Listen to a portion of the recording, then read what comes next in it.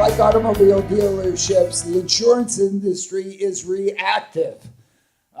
They don't expect insurers who rely heavily on actuarial research and customer demand to lead the campaign to bring a disruptive innovation to a historically fickle population of Americans. In other words, I guess insurers don't want to lead, and neither do dealerships.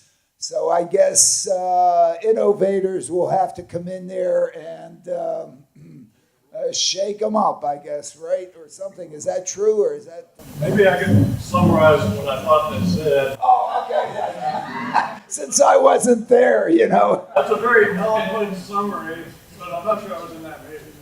Okay. That's that. All right. Okay, so just very simply, I thought we had three general conclusions. First is we realized very quickly that we didn't represent the full population of interest that needed to be engaged in order to accelerate the adoption. And among other things, we felt that it was important to engage, for example, the regulators, as well as perhaps labor, depending upon what dimension of the evolution of the vehicle we're talking about.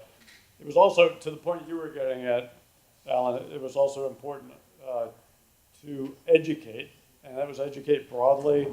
We're talking about having the insurance industry and the automobile dealerships participate in education.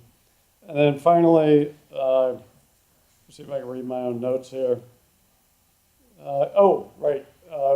Because this was all about what we can do to accelerate the adoption of automated or autonomous vehicles, the last recommendation of the group is to think about ways to review the existing statutes and grant procedures at the federal and the state level to encourage the deployment of new technologies, obviously specifically for safety initially, but more broadly than that also.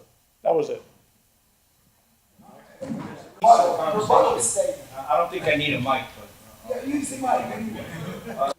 there was a piece of the conversation that had to do with how much does what not has already happened cost when it came to the dealership, from the insurance companies, right?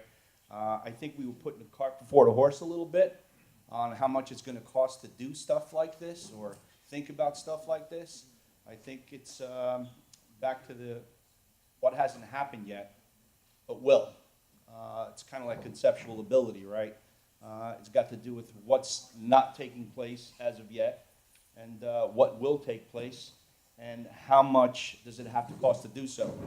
And then the other piece that came out of the meeting that I was just in, which is really interesting, that focused more on the benefits of doing all this stuff. So I think that was very important.